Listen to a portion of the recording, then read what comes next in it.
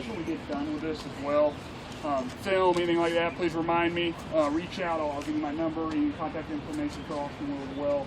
So if any of you guys need any follow-up wise as well. I've even reached out to coaches in the past, man. I've had questions about stuff that y'all guys do. You know what I mean? By no means do we have shit figured out here.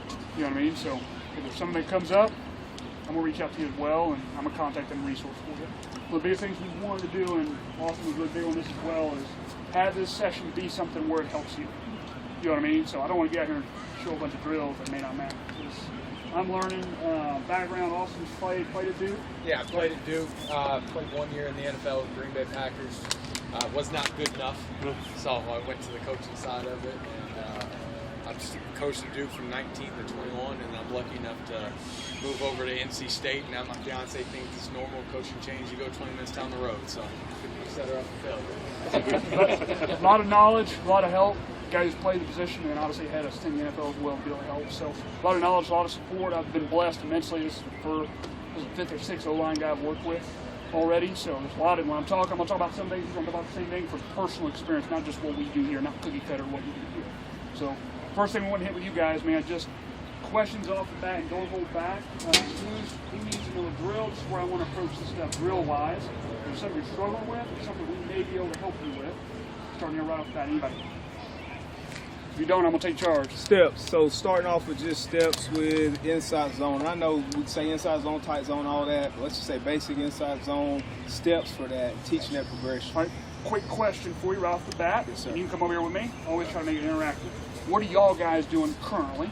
Coach, I'm a defensive guy, but I may go over side, so I just want to run. So I don't know what we do. Gotcha. Yep. Perfect. Austin, take a bite out of it, and I'll follow up with anything you So, from an offense line drill perspective, one thing we do every day is offense line plays about 2 things: hand leverage and pad leverage. So you're always going to tell an offense lineman, low man wins. Okay, yes, but if I'm lower than you and my hands are outside, I have 0 power. So I always say hand leverage is inside hands, elbows tight to the rib cage, because that's where your power's at. You can tell your offense lineman that, okay, if your car would stall out, how would you push that car? Your elbows are going to be tight right here. Your elbows are going to be out here. So whenever you try to block, the elbows are here, it breaks down, reduces, so you tell elbows tight rib cage. So that's your hand leverage and obviously pad leverage. When it comes to inside zone, one of the everyday drills we do is we will get a PVC pipe or rope or something like that, and we'll go through our step progression, okay? So I'll play right guard right here. First thing we tell them to do, kind of an inside zone, their first step is, if there's working a base covered track, so covered would be if I'm a right guard, I have a 3 technique, and I'm trying to work almost down the midline, okay? So our first step for them is always going to be literally a 6-inch kind of power step, boom, and that's all we work. So we have this rope right here, so they can step over and they can gain ground, okay? As an offensive line play, everything happens so much faster in the trenches. So if your first step or your stance is wrong, you're automatically down by 7, and it happens so fast. And nowadays, defense linemen, unfortunately, are some of the greatest athletes nowadays. And it's very tough, so you have to be technicians. So we have them every day. First thing they do is we'll give them a command, and they'll boom. They'll get that almost what I call a stretch step, or put it up step, or put it down going, and then this sets them up for their second step, a drive. So it gets their first step in the ground so they can gain ground. So what we'll do is every day we'll change the angle based off of what we're doing. So if it's an inside zone, we're going to cover track. We'll set it up almost on this 45-degree angle. And what they'll do is we'll have them say go, and they'll hold, okay? Give them so we can see, okay, how are they displacing? Are they leaning too much? Do they have a good stance, a good power base? Then the second step, after they do the hold, we'll have them go full progression. So they'll literally line up, boom, step, and then go down a board, go down a rope, something along those lines. Now if you're changing to an outside zone, obviously your steps got to be different, because offensive line, your landmark is different. We teach more of the armpit when it comes to wide zone. So we're going to teach more armpit, hat to the armpit, backside hand through that sternum. And what you have to do is you're going to have to change your angle of your board, okay? So how it works is it turns into more what I call a stretch step. You have to lose ground to gain ground, okay? Because if you go flat, if he's a penetrator, you're never going to get there. So we changed the angle now to more of a steeper wide zone angle, and it gets them right there so they can get their second step to that angle. So that's something we do every day with it. They'll get their first initial step underneath it, boom, hold it, get them right back, boom, and go through. And that's something you can do every day. And we're lucky enough to have chutes, So we get them under shoots, and we work pad leverage. So that's something we do every day to make sure to get their base footwork down and get those first initial steps. Because in offensive line play, if your first few steps are wrong, there's very few players who can make up for that. Those are the guys like Trent Brown, who are 6'8", Tyron Smith, built like Greek gods playing offensive line. Not all of us are that lucky. So you have to have good technique when it comes to that. What was your step, your inside zone step? You said it's straight across, basically. It's more, yes, sir. Okay. Our inside zone is more of a, almost like I'd say, I went to Duke, so I'm like an 88-degree angle, something like that. So it's more of a flat step, boom, Right. and you're going. Right. And then your wide zone is more. Yes, sir. We'll move it back, and then we'll even change it. So this is all just front side. What we can do is, let's say I'm at a right guard, and I got to cut off a 2-eye, and I'm backside. We'll change the angle even more drastically, so they really have to open up and run. So you can adjust the angle based off of what you're teaching that.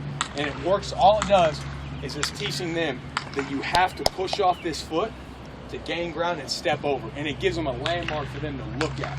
And then obviously once they get good at it, you can take away the rope and work your drills. And that's something that we do.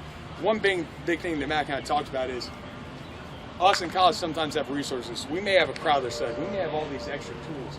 We want to teach you guys drills that doesn't require all these tools because it's important. Every offensive line play is kind of based off of certain structures, and that's what we want to focus on for you guys today. Would you rather use the towels than the PVC pipe? To me, they're identical. Because it could be if you don't have any, it could be a line on the field. It's some type of visual landmark for a player to see. Okay, my flat step, my 6-inch step, boom, I'm gaining ground and just visually seeing it.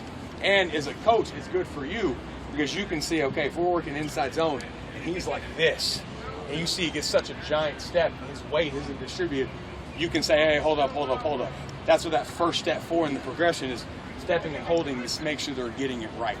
That was always a big thing that we work with that helps our guys. Obviously, do it under the shoots, work pad leverage. Then when they get really good at it, you can put a guy in front of them and work it all together in full progression. I want to piggyback off what he said because I've been somewhere where inside zone was all we ran, and we're going to run it against every front. And the coordinator was going to call it no matter what, and we had to execute.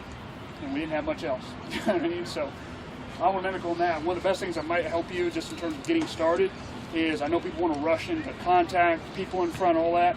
Strip all that away. Get a towel down like he's talking about. And just work that first step. And the biggest thing is you don't want to skip steps, is the stance to start. It's freaking so unnatural, and guys want to do what? They want to freaking run. You got to be under control. And constantly, and maybe this will help you some, just understanding you speak up. I just went from somewhere where I'd never heard this before until I got with the guy. It was the same, we ran tight zone, which is just A to A, old school dive, really was what it was. We just told guys, hey man, keep those guys out of the A gaps. All you got to do. All you got to do. Everybody else, like if I'm at right tackle right here, we're running inside zone to the right. Hey, just, no, we don't want him to just turn in place, but don't lose him. Don't lose. I always told the guards, man, even if we torque them out, just get them out of the A gaps. You'll be shocked. I don't know how tight your zone is. I don't know where your aiming points are, but maybe that helps you a little bit. Anybody else got a next question? I know it can be pass pro, it can be anything. Counter. Where's on the outside zone? Just kind of asking, where's your landmark on that second step? Because I got a lot of guys, they open up, and then on that second step, you're either like too far, and they get crossed over, what happens or when they they're get too not far? Yeah. You get like that. Then D they lineman get will push them. Yeah. Best way I always learned it was your first step kind of sets you up. Your second step, I used to always say, drive it through the crotch. So drive through the crotch. So if I'm working on you, and I'm right guard right here, you're free technique, I'm trying to step, boom, and that first step gets me in line with my landmark, which is outside arm. My second step gets my through the crotch, it gets my backside arm through this sternum. And then once I'm engaged, it depends on how some people teach you if you're a tackle or guard. What we like to do is we like to just continue driving and work on that 45. Continue on that 45, and that's why I always say tuck that elbow, because when you get inside and drive, that's what your power is, you go vertical. And so we always just say second step through the crotch, second step through the crotch. And obviously that stuff can change your initial landmark, but that's what we always taught them to set you up for success. Boom, stretch step, get to your landmark, second step through the crotch, backside arm through the sternum. That's critical. In my opinion, outside zone, the biggest thing is outside your backside arm, getting it across through that sternum. Because if I'm trying to block him on wide zone, and I get my landmark, I'm great, but my arm's right here. When we talk about hand leverage, you have zero power. He could get his D lineman inside hand on me, and I've lost all point of contact. So we say get that backside arm through his sternum right here, through his heart, you puncture his heart. This way, he wants to continue to fight the reach because he feels you outside. D linemen are trying to hold that gap, so they'll fight the reach. Then it stretches it, and that becomes just the whole play of wide zone, gives the back more clear reach, stuff like that. Essentially, then if he wants to turn back, you can lock on him, and then if he wants to continue driving on vertical, that backside arm sets you up for success right there. Also avoids you on wide zone from the holding call. Inside arms.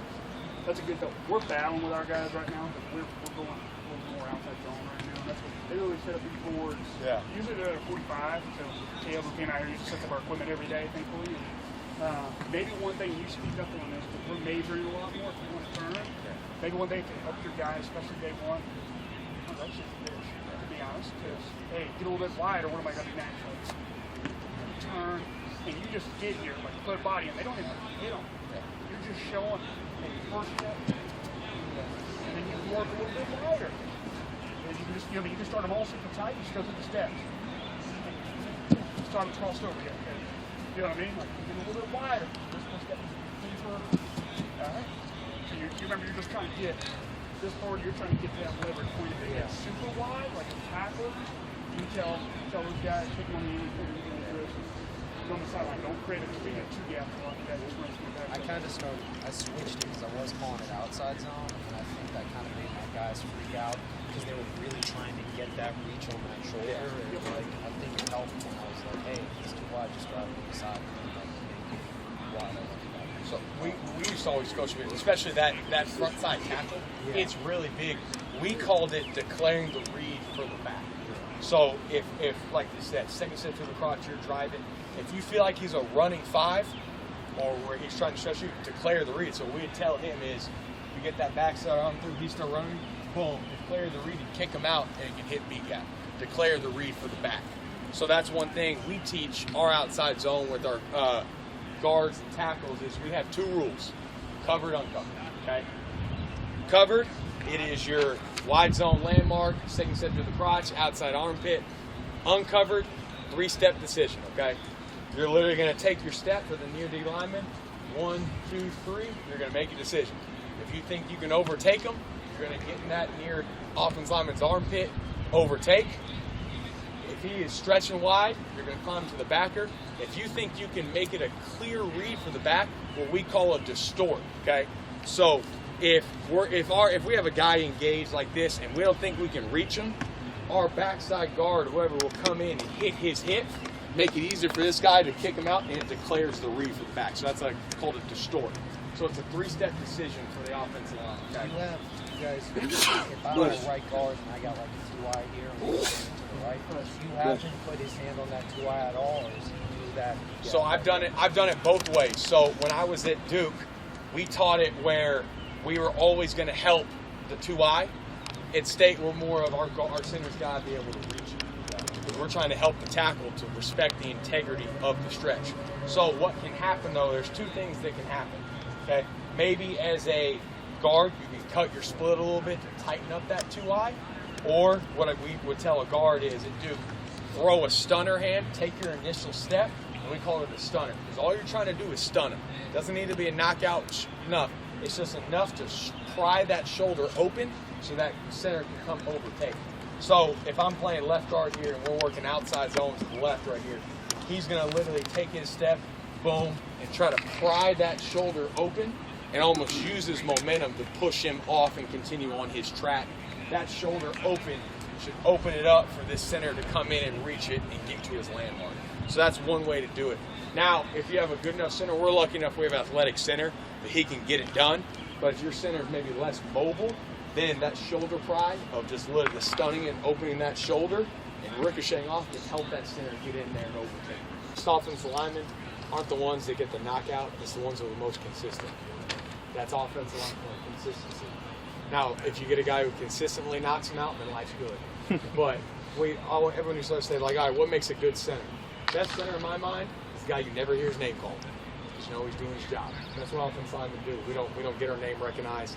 We just do our job. So it's all about consistency, and that's why Coach talks about those everyday steps every day. You can never do it. And this thing is, you can set this up for them and tell them, hey, this is the drill we work stepping over this. They could go out on Sunday or Saturday and do it on their own. 10 minutes a day, 5 minutes a day. Could change everything. They could be in there. We tell guys, hey, in your dorm room, maybe at night, just work on a step. There's things they can do outside of football. Because it is, we used to always say, is you can't, there's 24 hours in a day. You can't just be a champion on the field and then live like a chump off the field. It's got to be a 24/7 thing. So if they want to go get better, they got to do it at home, eat right, stuff along those lines. But it just answer that, and I'm gonna linger on just drill progression. And if you can get on there like he's talking about, work the first 2 steps, great. It's just how you build your drills, right? So the inside zone, it's all, I call it the baby step progression. I'm not gonna put shit walk like coach will come out here so that you understand the drills. We'll come in at the beginning of duck walks is concerned, which is just body control, right? You're trying to teach a large human being that's 300 pounds how to move and be able to move laterally. Be able to move. Some guys aren't gonna be able to ever do it. You know what I mean? But at least you're getting them close and you're getting the hips down and they're learning to play low and stay here. We've come out here several times where we started practice that way. And that's what the guy thought. We got a 5th-year senior who's played a lot of ball for 2. We're still doing the same shit. So if you're just teaching body control, and an offensive line coach I was with as well for a long time did the same thing. Just come out there teaching body control. But in terms of second level blocking, what it sounds like you're having a battle with is that What do you do with the progression. hands too? As you get into that next level, you still just continue to work. That's what I always say. Thumbs. Elbows tight to the rib cage. That's right. Because it gets them in that natural position Yeah. where they're always going to have their You hands see inside. people working here a little bit too much sometimes, like pumping their arms Yeah. like a soccer mom walking through the park or whatever. But you just won't, right? You want to keep them in there tight, real. But to hit your second level, that's a battle I'm facing right now. When I just left from, pad level was always a constant concern. We were a 2-point stance no matter what almost, where this came from. To do that, our pad level, we had to actually be able to have good control of it here. But when a linebacker said, you want to come out, if you want to start, teach it the same way you're teaching the first level. Hey man, where am I hitting the linebacker at, coach? Where am I hitting him at? Where do my hands need to be? Where do my feet need to be? And then I always teach them the pad level piece. And I started using this about 2 years ago because pad level, what guys want to do? Sit the head down or turn into waistband. I hold guys pad level now. Is that hips under hips, helmet under chin. So here, when I look on film, you should be here. If you're there, you can lift him up and move him out. Your hips are high. The D-line's usually in a freaking 3-point or 4-point stance already, and they got us out leveraged. We've got to gain leveraging. So hip under hip is what I teach my guys. If it's inside zone, like if we were going to the right just a moment ago, it's the same landmark as it was on the 3 technique. When you get here, I need you to be inside out. Worst case scenario, just swallow the guy. Lock the guy, cover him up. When you get here, this is where a lot of guys struggle. I call it, if I run into a car pole. You ever seen a car hit a light pole? This does that. That's every old lineman with a linebacker almost, because they're going to change levels on you. They're going to strike you. So you get here, your hips, hands, and feet need to run through this block. So if I'm here, change my hips, run through my hands, and bring it all together. All one motion. Guys have a lot of trouble bringing their hips at that contact point. I've had guys get freaking creamed, even on pulls, just using. So when you get in here, you can practice getting here. Like I'm talking about, you can be on air. Just show me here. Change my hips. Used to changing my hips. So I'm here. I can have him hold an actual bag progression. I'm here. My hips are changing at the point of contact. You sit there as a coach. I go down the deal. They haven't changed their hips. Do it again. Do it again. That's going to help you bring power there. But giving them a line, teach that, bring the emphasis here. Teach that like you're on that first level. That can help you. So if you want to cut the board and have to answer that question, take the first line out. You can duck walk away from the board, have a second level player there. Here, take your feet up, try to bring them through. You can teach that everyone too, because I need to know that burst. They're not going to be duck walking the entire time. But give them a spot where we've got to get back to a position of power. And how do you teach about, hey man, I see your hips change. Okay, so you just came up through an approach. Because what are they doing? Everything we're teaching is a battle with everybody else on defense. They're over there, locking out, full extension. They're changing levels, trying to jack you up and make a move. You got to do the same thing. Coach brings up